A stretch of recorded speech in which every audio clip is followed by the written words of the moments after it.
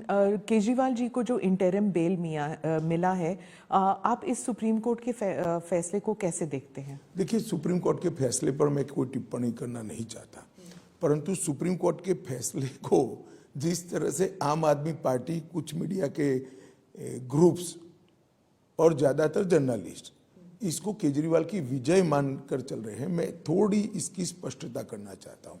इनकी plea supreme court के सामने क्या थी? इनकी प्ली थी कि मेरी अरेस्ट ही गैरकानूनी है, मेरी अरेस्ट को रद्द कर दीजिए, मतलब मुझे यहाँ से बरी कर दीजिए। सुप्रीम कोर्ट ने नहीं माना। फिर प्ली को मॉडिफाई किया कि ठीक है, चलो भाई अरेस्ट रद्द करना छोड़ दीजिए, मुझे बेल दे दीजिए। सुप्रीम कोर्ट ने नहीं माना।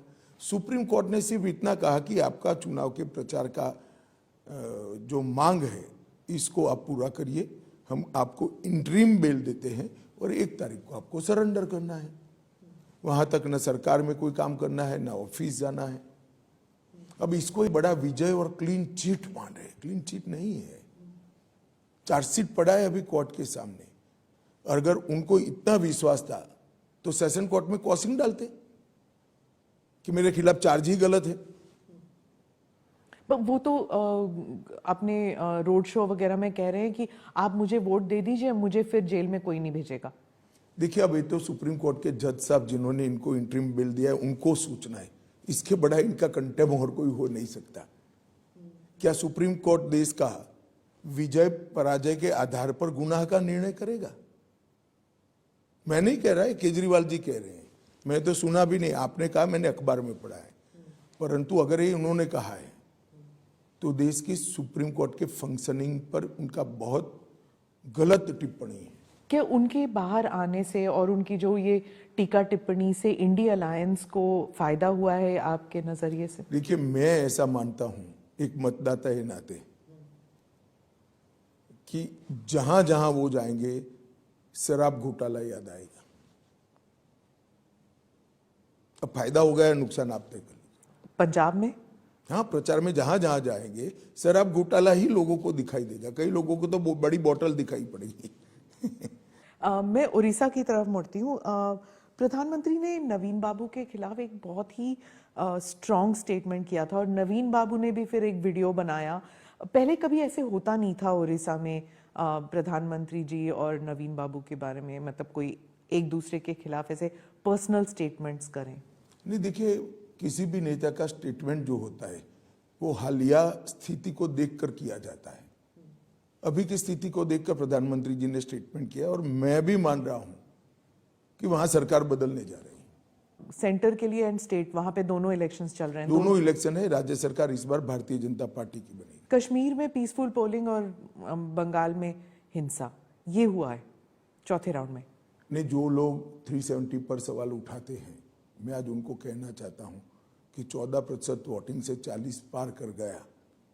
इससे बड़ी कोई सफलता 370 की नहीं हो सकती। सारे एक्सट्रीमिस्ट ग्रुप के नेता आज जाकर पोल करें। वोट किसको देना नहीं देना वो उनका अधिकार है, मगर कम से कम लोकतांत्रिक प्रक्रिया का वो हिस्सा बने। पहले चुनाव के बहिष्कार के नारे लगते थे, आज शांतिपूर्वक कहीं एक डंडा भी नहीं चला, एक भी रैगिंग नहीं हुई और धैर्यपूर्वक किसी भी दल का कोई फरियाद नहीं है, धैर्यपूर्वक पोलिंग हुई। ये बताता है कि बदलाव हुआ है। और मैं बताता हूं, पहली बार 40% से ज्यादा विस्थापित कश्मीरी पंडितों ने वोट डाले हैं। अब तक ये आंकड़ा 3% से ऊपर कभी नहीं गया। पहली बार 40% कश्मीरी पंडित और विस्थापित जो थे उन्होंने वोट डाले।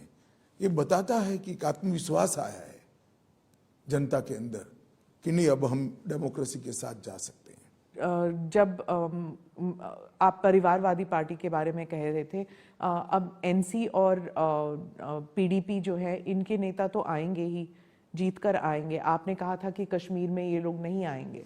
मुझे लगता है परिवर्तन होगा।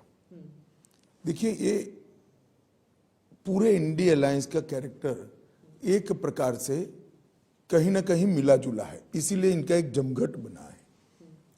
सारी पार्टियां परिवारवादी हैं, सारी पार्टियां कहती है हम 370 वापस लाएंगे, सारी पार्टियां कहती है कि हम ट्रिपल तलाक चाहते हैं, सारी पार्टियां कहती है कि हम यूसीसी का विरोध करेंगे, सारी पार्टियां सीएए का विरोध करती और सारी पार्टियां भ्रष्टाचार में आकंठ डूबी हुई हैं। तो इंडिया अलायंस का एक कल्चर कॉमन है। ये सारी चीजें ब्रैकेट के बाहर और ब्रैकेट में सारी पार्टियां हैं। अब देश की जनता ने तय करना है कि 12 लाख करोड़ के घपले घोटाले भ्रष्टाचार करने वाली इंडिया अलायंस चाहिए या जिस पर अभी तक 25 पैसे का भी आरोप नहीं है, 23 साल मुख्यमंत्री प्रधानमंत्री रहते हुए भी ऐसे नरेंद्र मोदी चाहिए। तो देश की जनता ने तय करना है।